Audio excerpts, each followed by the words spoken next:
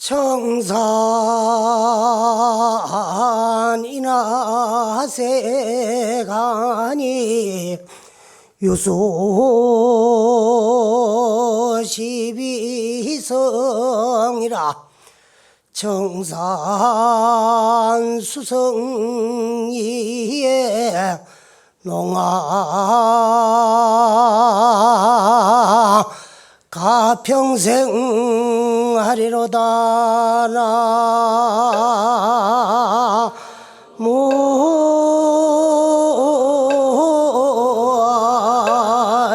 나무아이미 다불.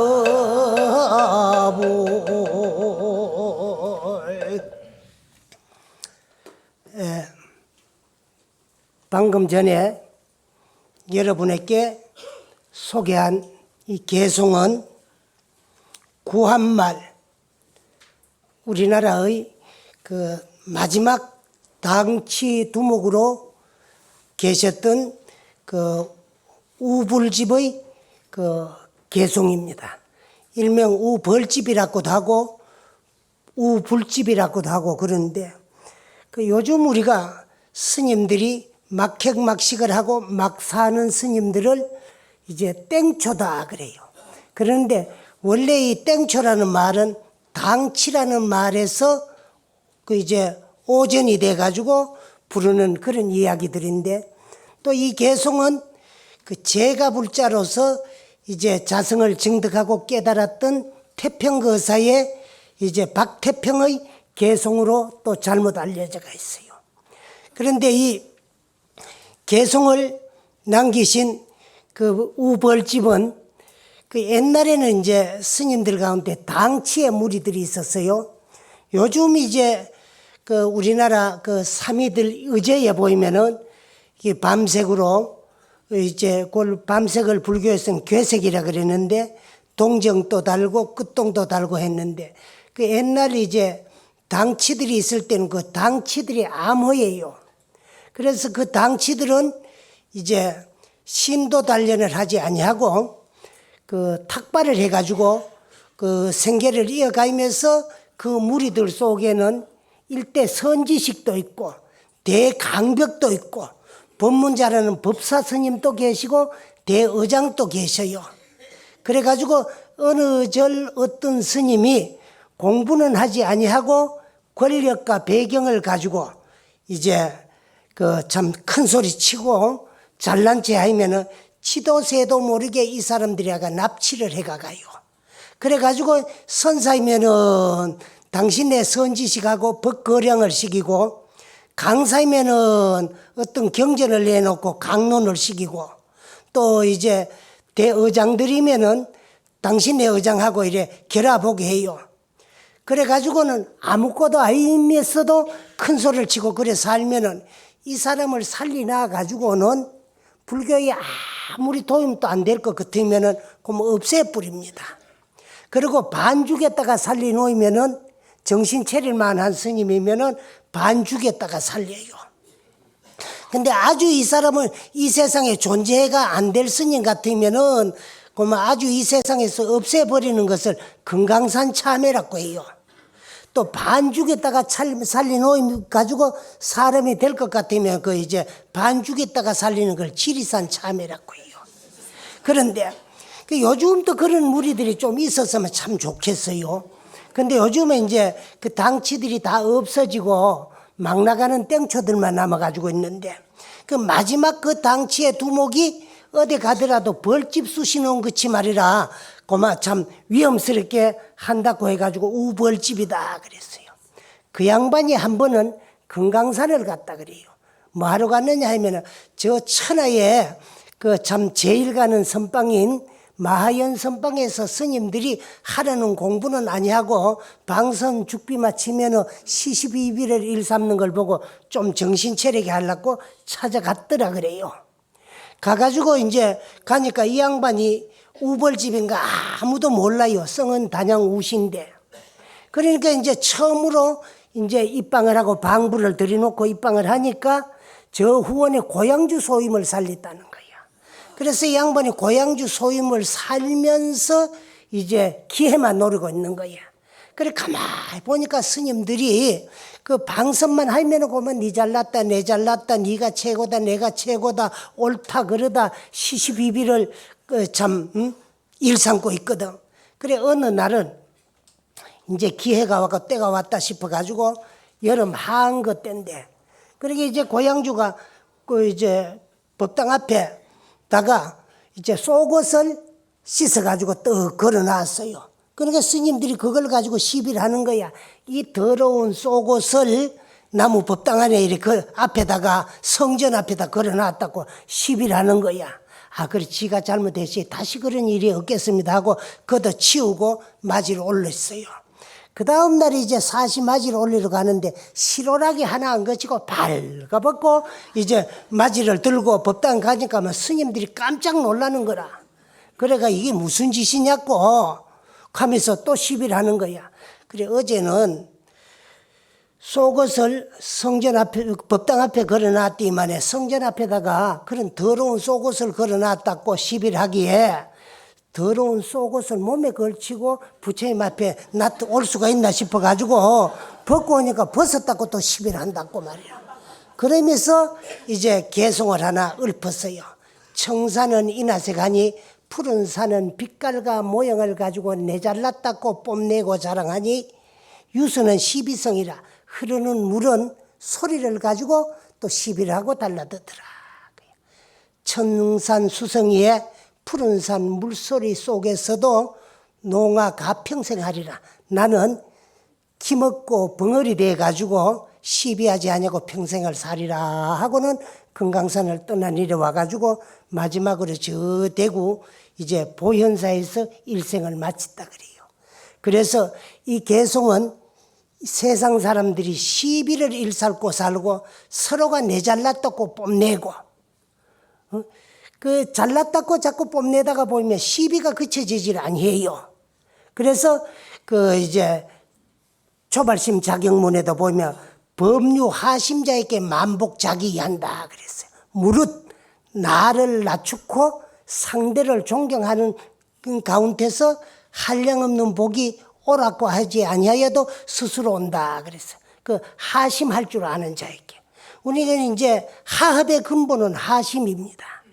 그런데 하심을 할 줄 모르면은 하합이 이루어질 수가 없고 하합이 이루어지질 아니하면은 항상 시비가 끊어지질 아니해요. 그 내 잘났다고 내가 최고다 내라야 된다 내 아이면 안 된다 이런 교만된 마음이 곧 이제 시비의 근본이고 하합을 깨는 근본 원인이 되는 거예요. 그래서 스스로가 하심할 줄 알고 상대를 공경할 줄 암으로써 하합이 이루어질 수가 있다 그래요. 그 내 잘났다고 생각하다 보면은 항상 마음의 문을 열 수가 없고 시비가 끊어지지 아니하고 또 모든 일이 그 이제 참 내 책임보다가는 상대의 책임, 남의 탓으로만 돌립니다. 근데 우리 불교는 인과를 믿다고 또 하심할 줄만 알면은 하합의 근본이 될 뿐 아니라 모든 것이 상대의 탓이 아니고 내 탓으로 돌릴 수 있어요. 근데 인과를 믿지 아니하면은 항상 모든 일을 남의 탓으로만 돌릴 줄 알아요. 내 탓으로 돌릴 줄은 몰라. 그러다 보면 시비가 끊어지지 않냐고 모든 것이 다 내 탓이지 남의 탓이 아니다. 그래 옛날 부처님 당시에도 부처님 제자 가운데 부처님의 가르침을 절대로 믿고 실천하는 그런 그 불자가 있었다 그래요. 근데 이분은 금생에는 다행히 부처님을 만나가지고 부처님의 가르침을 절대로 이제 믿고 신봉하는 그런 불자였는데 전생에 복을 짓지 못해가지고 조반 석주기 어려워요. 아침밥 저녁 주기 어려운 그런 아주 가난한 그런 농부였어요. 그러나 다행히 부처님을 만나가지고 부처님 법문을 듣고 그를 믿고 실천하는 그런 불자이기 때문에 오늘 내가 이렇게 가난하고 어렵고 못 사는 것도 누가 준 것이 아니고 내가 복을 지어놓지 못한 것이기 때문에 오늘 내가 이런 빈궁고를 받는구나 하고는 가난하지만은 항상 현실에 만족하고 하고 있는 일에 충실하게 의무를 다하면서 하루 후회 없는 그런 인생을 사는 불자가 있었더래요. 근데 이 불자한테 아들이 하나가 있었는데 이 아들도 가난한 집 아들로 태어났지만은 그런 훌륭한 부모님의 상교육을 받아가지고 동네의 모범 청년으로 씩씩하게 아주 잘 자랐더라고 해요. 그런데 동네의 모범 청년으로 자라나나 놓이게 홍기를 맞이하니까 딸을 서로 줄라 그래요. 요즘 같으면 아무리 훌륭하고 참 씩씩하게 잘 자랐더라도 가진 거 없으면 누가 딸 안 줄라 그러겠지요. 요즘 옛날에는 돈보다가는 그 집 문중보다가는 당사자의 부모, 그 집 가정을 보고 그다음 마지막으로 당사자의 인간 됨됨이를 봐요. 근데 요즘은 부모보다가는 우선에 권력, 돈, 그 사람의 배경, 또 한 달 받는 월급, 그런 것이 인간 됨됨이보다는 우선으로 쳐요. 그런데 요즘은 이제 결혼을 하는 데는 1등 신랑감이 권력이 얼마나 가지고 있고 또 신부에게 해주는 다이아반지 카레트 수가 얼마나 되느냐에 따라서 신랑 가치가 매겨지고 또 신부도 인간 됨됨이보다가는 그 신부가 지참하고 오는 지참금 또 양눈 말로 키가 몇 개나 되느냐에 따라서 신부 가치관이 정해진다는 거야. 근데 옛날에는 그 이제 권력보다가 돈보다가는 문중보다가는 부모, 가정, 또 이제 그 당사자, 신랑의 인간 됨됨이를 보기 때문에 비록 가진 건 없지만은 사방에서 딸을 주려고 혼담이 들어와요. 그런데 그 가운데서도 거절할 수 없는 위치에 있는 분께서 이제 혼담이 들었어요. 1인 지하에 만민지 상인, 임금 한 사람 밑에 만백성의 우두머리인 정성의 집에서 사돈을 하자고 청혼이 들어왔어요. 근데 그 집하고 이 집하고는 너무 차이가 나기 때문에 안 하겠다, 거절하겠다는 그런 이제 참 입장도 안 돼요. 권력에 눌리고 돈에 눌리고. 그래 할 수 없이 혼사가 이루어졌어요. 이루어졌는데 그 혼사를 달갑지 않게 생각하는 분이 있으시니 누구냐 그러면은 그 정성의 아내, 규수의 어머니, 왜 우리가 내 딸이 우리가 권력이 없나 돈이 없나 내 딸이 못 배웠나 인물이 못났나 무엇 하나 부족한 게 없는데 왜 하필 아무것도 가진 것이 없는 시골 촌뜨기 촌놈 농부에게 내 딸을 줘야 되겠느냐. 또 어머니가 그런 생각을 가지고 있으니까 부전자전이고 모전여전이라고 어머니 생각을 이어받은 게 바로 그 이제 교수 당사자 딸이에요. 내가 왜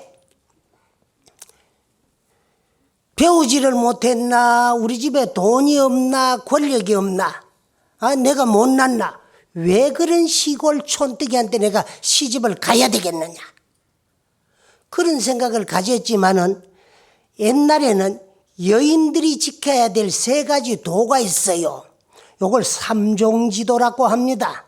3가지 여인이 지켜야 될 도리예요. 그게 뭐냐?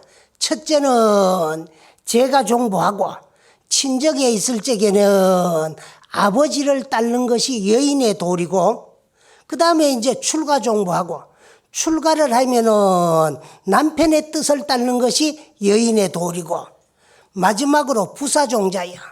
남편이 죽고 나면은 자식을 따르는 것이 여인의 도리였어요. 근데 지금 우리나라는 서양 물질 문명이 도래되면서 도양 정신 문화가 땅에 떨어져 박살이 나면서 여인들의 삼종지도도 도망가고 말았어요. 죽도록 딸을 낳아가 길러 가르쳐 놔도 부모 뜻대로 혼사도 하나 시집도 하나 못 보내요. 아무리 좋은 혼처가 있어도 지 좋은 놈이 있으면 시집은 내가 가지 아버지가 가나 하고 말 안 듣고 지 좋은 놈한테로 갑니다. 시집 올 때부터 나아가 길러서 가르쳐준 아버지 말도 안 듣고 시집 왔는데 서방 말을 듣겠어요? 남편 주고만 자식을 딸겠어요? 근데 옛날에는 삼종지도가 철두철미했기 때문에 싫지만은 그 교수의 어머니 정성의 아내는 남편이 정한 혼사니까 할 수 없이 따랐고, 또 그 당사자 교수는 아버지가 정한 혼사니까 싫지만은 그 가난한 촌 시골 농부에게 시집을 갔어요. 갔는데 여인들의 마음은 물같이 부드러워야 되는데 어른같이 꽁꽁 얼어가지고 마음의 문을 닫고 시집을 가놔놓으니까 시아버지를 보더라도 에베 저까지 촌놈, 신랑을 보더라도 무식한 못난 놈, 이렇게 생각하고 있으니까 결혼 생활을 해도 수태가 안 돼요. 그 자식이 없어요.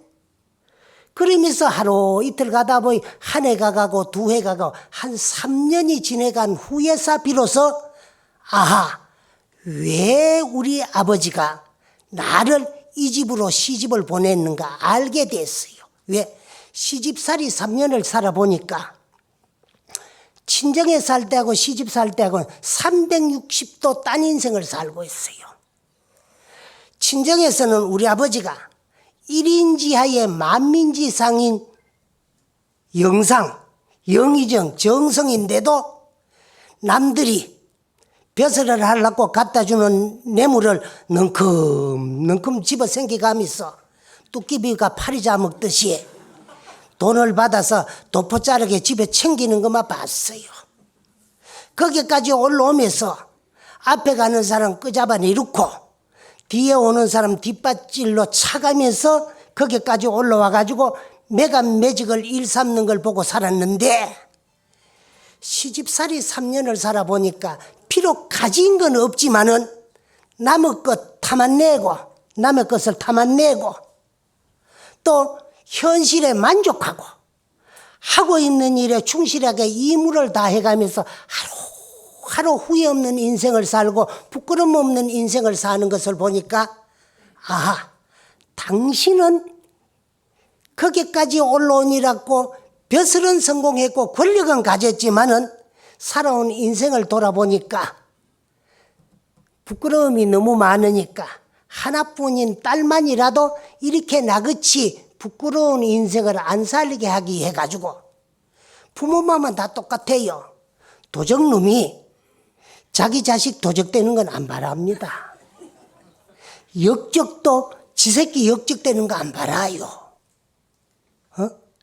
천하의 바람둥이 못난 여인도 자기 자식 바람둥이 되는 거 안 바라요. 노름쟁이가 지 새끼 노름쟁이 되는 거 바랄까요?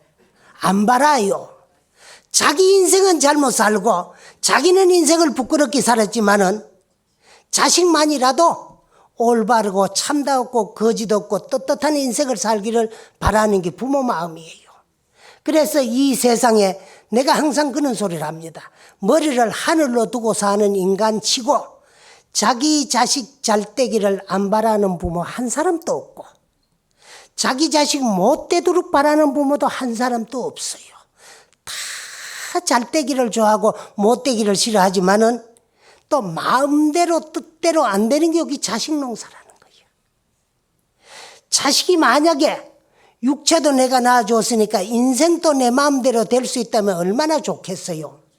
내 자식 건강하게 잘 자라서 머리 좋게 공부 잘 해가지고 대학 인류학과 들어가가지고 좋은 대학 졸업시키 가지고 좋은 직장 취직시키었으러 돈 많이 버리고 출세시키고 싶으지요. 그래요, 안 그래요? 응? 세상 부모 다 똑같아요.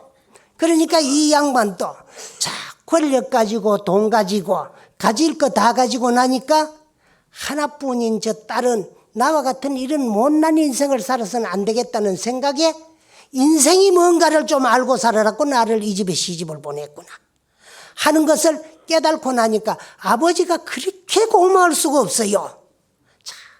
참 인생을 살아보고 인생이 뭔가를 알도록 하기 해가지고 나를 이 집으로 출가시켰구나 하는 걸 생각하니까 아버지가 고맙고 감사하고 또 친정아버지가 고맙고 감사하니까 시아버지가 그렇게 거룩하고 이대할 수가 없어요. 그러고 나니까 그 부모의 본을 본 그 아들이 비록 가진 건 없지만 건강하게 씩씩하게 타의 모범적인 동네의 모범 청년으로 자랐다는 게 그렇게 감사하고 내 신랑 된 것이 고마울 수가 없어요. 그러다가 보니까 꽁꽁 얼었던 마음이 언제 녹았는지도 모르게 봄날에 눈 녹듯이 그만 서러시 다 녹아버렸어요. 그러고 나니까 언제 수태된지도 모르게 그만 아기를 가지게 됐어요. 그 10달 만에 몸을 푸니까 금지옥역 같은 떡붕이 같은 아들을 낳았습니다. 얼마나 귀여운지 몰라요. 시집살이 3년 만에 아기를 가져가지고 한 4연대가 놓고 나니까요. 땅에 놓으면 꺼질세라, 부만 날아갈세라, 지마 터질세라, 금이야 오기야. 고마 길러요. 그러다가 어느 따뜻한 봄날이에요. 시아버지는 출타를 하고 시어머니 이웃집에 나들이를 가고 남편은 저 뒤산으로 나무찌개 짊어지고 나무하러 가고 어린 자식은 방에다가 잠재에 놔놓고 그리고는 시아버지 시어머니 남편 자식이 벗어나는 빨래를 아시빨래를 한 솥 빨아가지고 솥에다가 한 솥 안지 놔놓고 이제 물을 부어놓고 밑에 막 장작불을 지펴놓고 나니까 방에 잠자는 아기가 앵앵 울어요. 아기가 울 적에는 뭐인가 괴로우니까 울겠지요. 그럼 아기 괴로운 것이 뭐겠어요? 엄마 보고 싶은 거 하고 배고파서 젖 먹고 싶은 거 하고 두 가지 외에는 없잖아. 그래서 방으로 쫓이 들어가 가지고 우는 아기를 덥석 안고 젖을 물려가지고 왼팔을 베개 삼아서 비어놔 놓고 그 어머님의 단젖을 탐스럽게 빨아먹는 아기의 모습을 보는 순간에 우는 아기도 잠이 들고 어머니도 잠이 들고 모자간에 깜빡 잠이 들었어요. 한심 푹 자고 깜짝 깨보니까 아이고 빨래 한 솥 안 치나왔는데 나와 보니까 한 솥 빨래 다 탔습니다. 야단 났지요? 지금같이 물질이 흔해도 여러분들 빨래 삶다가 태어나 놓으면 조심 없다고 시어머님한테 꾸중 들어요. 근데 옛날에 물질이 귀하던 시절에 한 집안 식구 한 솥빨래 다 태웠으니까 이거 야단 났습니다. 아이고 이거를 우야나고 안절부절할 적에 우리나라 속담에 원수는 외나무 다리에서 만난다 그래요. 그 말은 또 어디서 나왔느냐 하면은 명심보감 정기편에 보면 어떤 말씀이 있느냐 하면 은희를 광시하라 인생 하처 불상복이겠느냐. 은혜와 의리를 널리 베풀어라. 사람이 어느 곳에서 다시 만나지 아니하겠느냐. 만날 적에 기쁘고 즐거운 마음으로 만나게 된다. 수원을 막결하라. 원수를 맺지 마라. 노봉 협처에 난입히 하느니라 그랬어요. 길 좁은 곳에서 만나면 피하기가 어렵느니라 그랬어요. 여기서 원수는 외나무 다리에 맞서 만난다는 그런 속담이 나오게 됐어요. 그런데 그때 마치 시어머니가 나들이를 갔다가 어슬렁 집으로 돌아오고 있어요. 그래서 쫓아나갔습니다. 옛날 같으면 어린 반푼이 너치도 없어요. 내가 잘났고 내가 최고고 내가 정성딸이고 내가 많이 배웠는데 그까지 못 배운 시골 시어머니 촌뜨기한테 사과를 하겠습니까? 한 생각 돌이키고 나니까 내 잘났다는 생각 없애고 하심하고 나니까 시어머니한테 쫓아갔습니다. 어머님 죽을 죄를 졌습니다. 용서해 주십시오. 남의 집 며느리가 조심 없이 지 새끼 귀한 줄만 알고 운 닦고 전미기로 가가지고 애기 안고 한심 자고 나니까 한 솥 빨래 다 탔습니다. 이후에는 절대 절대로 이런 일이 없을 재미니까 어머님 용서해 주십시오 하고 사과하는 며느리를 보는 순간에 아니야. 아가, 이건 네 잘못이 아니고 내 잘못이다. 이렇게 시정 없는 시어머니 네가 용서하거라. 내가 만약에 며느리를 딸같이 아낄 수 있는 그런 자상한 시어머니더라면은 내가 나들이를 갈 적에 내 괴로움을 불사하고 손자 녀석을 얻고 갔더라면은 안 울었을 끼고 안 울었으면은 전미기로 안 들어갔을 거고 전미기로 들어가가지고 아들 안고 안 누웠으면 잠 안 잤을 거고 잠 안 잤으면 한솥빨래 다 안 태웠을 거야. 그런데 내가 내 괴로움만 생각하고 며느리의 괴로움을 생각할 줄 모르는 그런 시정 없는 시어머니였기 때문에 나들이를 가면서 내 혼자 갔기 때문에 일어난 일이니까 이렇게 시정 없는 시어머니 아가 네가 용서해라. 이건 네 잘못이 아니고 내 잘못이다. 아닙니다 어머님, 이거는 내 잘못입니다. 아니야, 이건 내 잘못이야. 이렇게 고부간에 이미 벌써 일어나고 다 탄 빨래솥을 놔두고 서로 잘못했다고 사과를 하는 그 순간에 늙은이의 남편이자 젊은이의 시아버지가 출타를 했다가 어슬렁 삽작에 들어오다가 보니까 이미 다 탄 빨래솥을 내놔놓고 할머니가 며느리가 서로 잘못했다고 서로 책임지려고 서로 사과하는 모습을 보는 순간에 아니야, 이거는 며느리의 잘못도 아니고 할머니의 잘못은 더더욱 아니야. 이건 내 잘못이야 싶어서 쫓아 들어가가지고 할멈, 이건 할멈 잘못도 아니고 아가, 이건 네 잘못도 아니고 이건 내 잘못이다. 아이고 영감아요, 내가 잘못했어. 아이고 아닙니다 아버님, 내가 잘못했습니다. 아니야, 이건 내가 잘못했어. 내가 잘못한 내력을 한번 들어봐라. 내가 젊었을 적에 좀 더 부지런하고 좀 더 노력했더라면은 오늘보다가 좀 더 잘 살았을 거고 오늘보다가 잘 살았더라면은 사랑하는 며느리에게 큼직한 소철 하나 빨래소철 사줬으면은 큰 솥에 적은 빨래 안 치고 물 많이 부으면 안 탔을 건데 내가 젊어서 노력 못 해가지고 돈 못 벌이놨고 못 살기 때문에 저렇게 사랑스러운 며느리에게 큰 솥 하나 못 사줬기 때문에 적은 솥에다가 많은 빨래 앉혀놓고 물 적기 부어가지고 일어난 일이니까 젊을 때 게을러서로 돈 못 벌이놓는 이 시아버지 네가 용서하거라. 그리고 할멈, 내가 젊어서 돈을 못 벌이놨기 때문에 할멈을 이리 놀래게 했으니까 당신도 용서하구려. 아이고 영감 아이요, 내 잘못이요. 아이고 아버님 아닙니다, 지 잘못입니다. 아니야, 이건 내 잘못이야. 이렇게 셋이가 서로 잘못했다고 사과를 하는 적에 또 아들은 나무를 한 짐 잔뜩 해가지고 이마에 비지땀을 뻐죽뻐죽 흘러가면서 삽질거리에 들어오다가 보니까 이미 다 탄 빨래솥을 내놔놓고 아버지와 어머님, 아내가 서로 잘못했다고 서로 책임질라고 서로가 사과하는 모습을 보는 순간에 이건 아니야.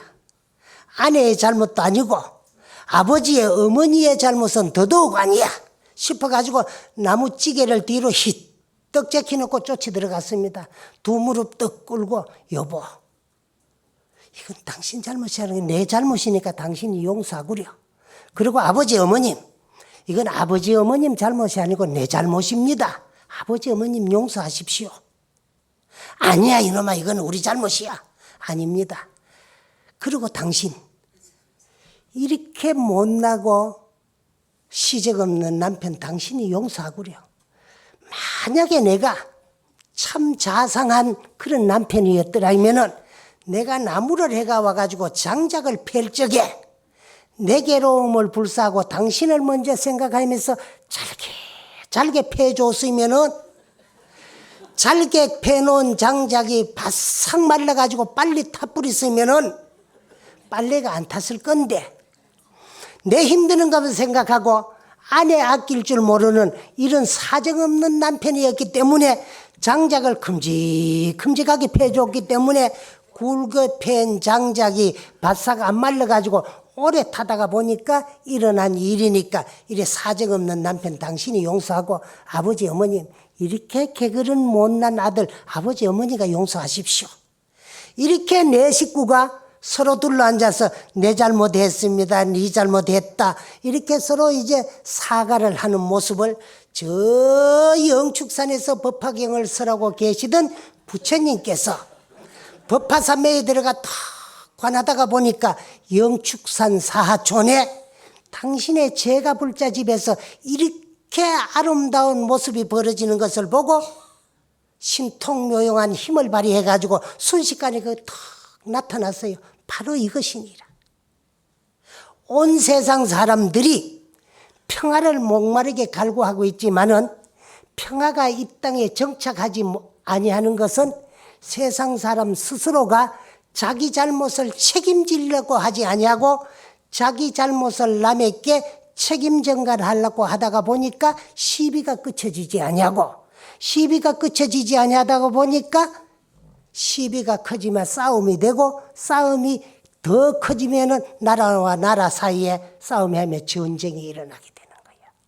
그래서 이 세상에 평화가 정착하려고 하면은 스스로가 저지른 일에 책임질 줄 알고 자기의 잘못을 남에게 책임질라고 하지 말고 내 잘났다고 하는 그 가운데 시비가 생기고 내 스스로가 하심을 하고 내가 저지른 일은 스스로 책임을 지려고 하는 때에 평화가 정착하게 되느니라고 부처님께서 말씀하셨다고 합니다. 이와 같이 우리도 가정생활을 하는 데서도 네 잘못이다 내 잘못이다 네 책임이다 내 책임이다 하다가 보면 싸움이 끊어지질 아니에요.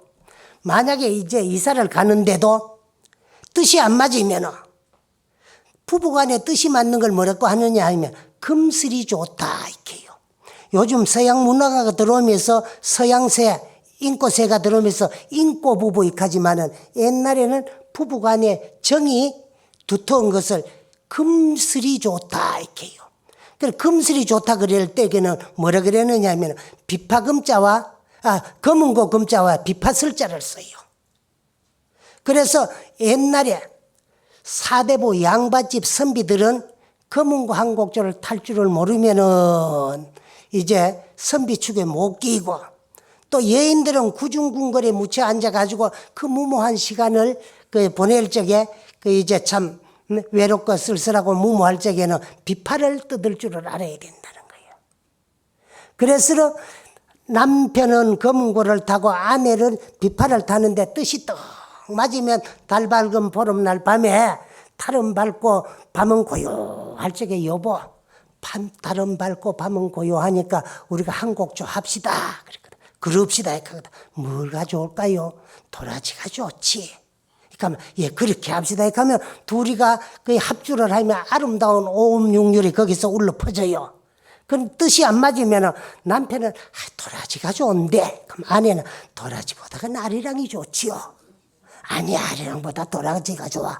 이 가다 뜻이 안 맞으면 그럼 닌 도라지 해라 나는 아리랑 할게. 그거 한 사람은 아리랑을 타고 하나는 도라지를 타면은 그게 아름다운 소리가 노래가 되겠습니까? 그래. 그래서 뜻이 맞은 부부들은 일컬어 가지고 금슬이 좋다 그래요. 그래서 남자는 검은고를 상징하고 여자는 비파를 상징해 가지고 금슬이 좋다는 말을 해요. 그런데 그 부부간의 뜻이 맞아야 금슬이 좋고 또 뜻 맞은 부부들이 똑같은 노래를 같이 합주를 해야 아름다운 오음육률이 울려 퍼지지 그렇지 아니하면은 안 된다는 거야. 그래서 뜻이 맞으려고 하면은 서로가 내 잘났다는 생각, 내라야 된다는 생각, 내 아이면 안 된다는 생각을 버리고 내라는 생각, 그게 아상입니다. 그 아상을 버리고 하심을 하고 이미 일어난 일은 스스로가 내 잘못을 내 스스로가 책임질 줄 알아야 돼요. 그런데 우리는 어떤 일이 벌어지더라도 책임질 줄 몰라요. 그 이사를 가는데 남편은 저 강북으로 가면 조용하고 삼각산 밑에 공기도 맑고 안 좋을까? 아이고 북쪽에 그것이 뭐 발전도 안 되는데 강북으로 말하러 가요. 저 강남으로 가야 집값도 오르고 땅값도 오르지요.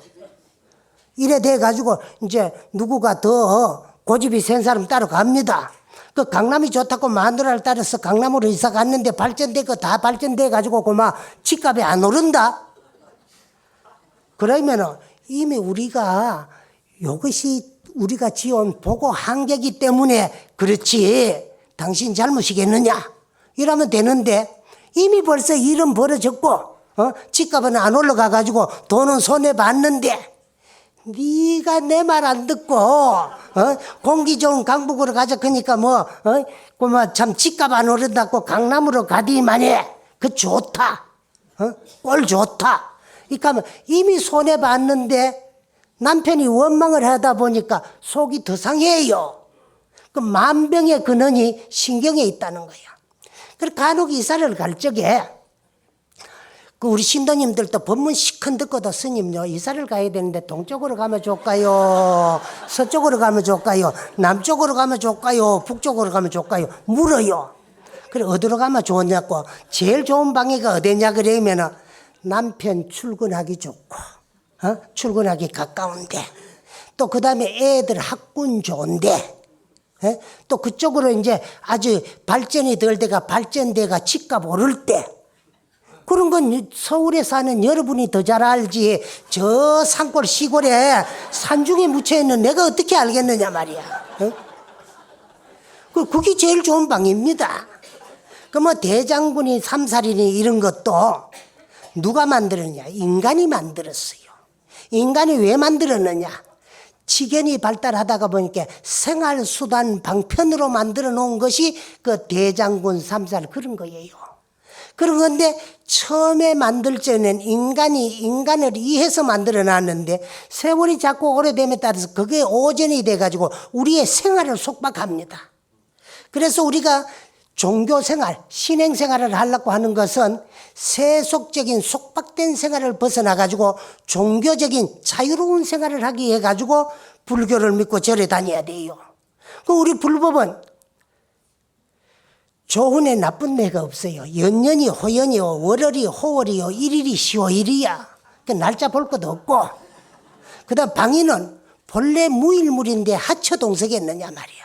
본래 한 물건도 없는데 어디가 동이고 서고 남이고 북이겠느냐. 중생의 지견이 발달함에 따라서 우리가 살고 있는 이 자리에서 방향을 설정해 놓은 것이 동서남북이야. 거기 할 일 없는 역학인들이 인간을 이해가지고 대장군도 붙이고 삼살도 붙이고 금살도 붙이고 금신방에도 붙이고 칠살도 붙이고 그래 놓은 거야. 그리고 삼재하는 것도 사실은 그 옛날에 육갑이라 그러는 게 그게 뭐냐 그러면은 숫자를 세기 위해가 만들어 놓은 거예요. 그래 천간은 10이고 지지는 12이야. 천간 지지를 제일 위에는 천간은 갑으로부터 시작하니까 갑이 수고 그 다음에 지지는 자로부터 시작하니까 지가 자가 수예요. 그래서 그걸 붙이 나가는 거야. 갑자, 을축, 병인, 정묘 이렇게 가거든. 그러면 한 바퀴 위에 열이 가고 난 밑에 둘이 남아요. 그 다음에 이제 갑술, 을해 또 이래 붙여 나가다 보니까 한 바퀴 다 도는 것이 위에 10개 천간과 밑에 지지 12이 마주 붙여 나가다가 보니까 그 60이 나와요. 그걸 60갑자다 그래요. 그러니까 한 갑자가 지내가면은 60이에요. 그러면은 3000갑자 동방사기겠지요. 그러면 얼마를 살았겠어요? 3000갑자를 살았다 그래 이거. 그러면 1년은 몇 갑자나 그만 6갑자예요. 1년은 그 왜 그러나 그러면은 2달이 한 갑자씩 넘어가요. 60일이니까 일진이 있거든. 그러면 2달이 1갑자이면은 12달이면은 6갑자 아니야. 그러면은 1년은 6갑자고 10년은 60갑자야. 그러면 60갑자고 또 이제 100년은 600갑자야. 그러면 얼마를 살아? 500세를 살았다는 거야. 3000갑자 동방사기 가니까 여러분 어지간히 오래 살아는 것도 500세를 살았다는 거예요. 그래서 숫자를 세기 위해서 만들어 놨는 것인데 그거를 천간을 붙여가지고 합도 만들어 놓고 치지를 붙여가지고 육합도 만들어 놓고 또 이제 삼합도 놨어요. 근데 12지지가 있어요. 12지지가 있는데 세 띠를 뭉쳐가지고 삼합이라 그래요. 그게 뭐냐? 신자진이 삼합이고 해묘미가 삼합이고 사유축이 삼합이고 인호술이 삼합이에요. 그러니까 세설 12를 세 묶음씩 해가 세설 삼합해가 나누게 몇 묶음 나와요? 네 묶음 나오지요. 요 삼합이 든 사람들이 같이 삼재가 들어요. 그래서 신자진 삼합은 자진신 삼합이라고 하고 진자신이라고 한 거고 신자진 삼합이라고 합니다. 그러면 신자진 삼합은 뭐가 끝에 있지요? 진이 끝에 있지요. 요해에 삼재가 나가도록 들어요. 그래서 신자진 삼합은 인묘진년이 삼재야. 또 해묘미 삼합은 해묘미까지 묘해미일이 안 부르거든. 해묘미 삼합은 미가 끝에 붙었거든. 미연에 삼재가 나가도록 들어요. 그래 미연에 나가려고 하면 사오미연이 삼재다. 그게. 사유축 삼합은 축이 끝에 붙어 있거든. 그때 축년에 나갈 거면 해자 축년이 삼재고 인호술 삼합은 술이 끝에 있으니까 신유술년이 삼재고 이래 들어요. 들어오는데 고래 삼합을 이제 12띠를 4개로 요를 묶어 놔 놓고 셋을 묶으니까 4묶음이 나오도록 해놔 놓고 요 한 묶음이 같이 삼재가 든다 이래 놨어요. 그래서 그걸 왜 그런 걸 해놨나 그러면은 인간이 생활하는데 필요하게 해가지고. 그래 예를 들어 말하면 아들이 형제가 있어요. 연년생이야. 근데 다 홍기를 맞았다. 근데 맞이는 또 부모 보호할이 크다 보니까 좀 활발하지를 못하고 지차 요놈은 사랑을 좀 덜 받다가 보니까 살아남기 위해서 더 열심히 활동하다 보니까 더 활발해요. 그래서 활동을 하다 보니까 홍기를 맞이하니까 장계를 가야 되겠다 싶어 연애를 했어요. 그 장계 갈 사람이 있어. 근데 큰아들 이거는 고마 별 활동적이지 못하기 때문에 어디 중매를 해야 이제 장계 가게 되는데 그 큰아들 장계 보내고 지차를 보내야 되는 큰아들은 이제 감이 없어요. 신부감이 없고 지차 아들은 여기 있는 거야. 그러니까 이제 신부감이 있으니까 장가 보내달라 클 거 아니라. 그럼 니 좀 기다리라. 형님 가고 니 가야 된다. 이 갈라 하면 똑같은 아들인데 없는 아들은 구해가도 보내려고 그러면서 있는 아들은 감이 있는데도 안 보낸다고 자식 차별한다고 극할 거 아니야. 고를 때 써먹는 거야. 삼재 때 장계 가면 안 좋다. 그러니까 니는 삼재가 들었으니까 한 3년 기다리라. 이런 식으로 인간이 인간을 위해서 필요해가 만들어 놓은 겁니다. 그래 방이라 그런 것도 그 옛날에도 그 이제 100번만 넘으면 방해가 없다 그래요. 그리고 집안에서 뭐를 이제 지을 적에 필요해가지고 그래 이제 만들어 놓은 거 그런 거예요. 그래서 이 세상에 존재하는 모든 법은 인간이 인간을 위해서 만들어 놨어요. 근데 세월이 오래다가 보니까 이게 전도돼 가지고 고마 우리의 생활을 속박하게 돼가 있어요. 그 너무 가리는 것도 많고 걸린 것도 많으니까 세속적인 속박을 벗어나 가지고 종교적인 그런 자유로운 우리는 생활을 하기 위해서 이제 우리는 신앙을 가진 거예요. 그래서 불교는 연년이 호연이요, 월월이 호월이요, 일일이 시호일이야. 그리고 본래 뭘 믿는데 하체가 동석했느냐 이래 생각하면은 여러분은 동쪽에 삼자리 있다고 동쪽을 피해가지고 서쪽으로 가다가 보이면은요, 서쪽 끝나는 데가 동쪽 시작되는 자리야. 그래서 내 있는 요 자리에서 방향을 설정해 놓은 거다. 그거야. 그 이상 또 해도 아니다는 거예요.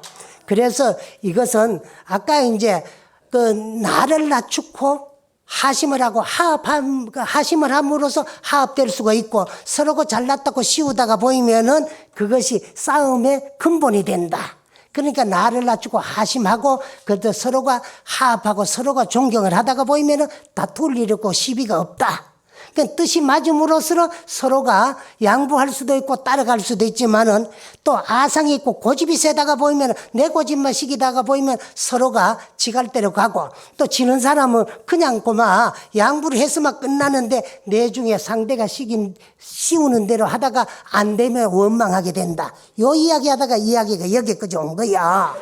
그래서 오늘 이야기는 내 잘났다는 생각을 버리고 하심할 줄 알고 일어난 일은 스스로가 책임질 줄 알고 이미 일어난 일은 상대에게 원망하지 마라 는 이런 이야기입니다. 잘났다고 생각하다가 생각하면 바꿔버리니까 못난 사람들도 그렇게 위대해 보이고 거룩해 보인다는 그런 이제 그렇게 삶으로써 이제 참 화합이 되고 시비가 끊어진다는 이런 이야기입니다. 중점은 여러분 감사합니다.